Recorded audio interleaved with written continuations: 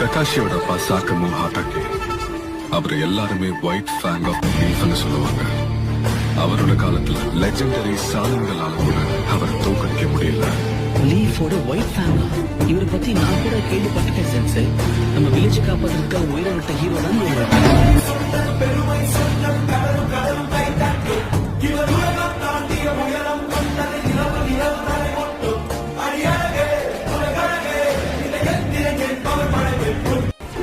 ககாஷியோட அப்பா சாக்கமு ஹாட்டாக்கே அவர் எல்லாருமே white FAANG of லீஃப்னு சொல்லுவாங்க.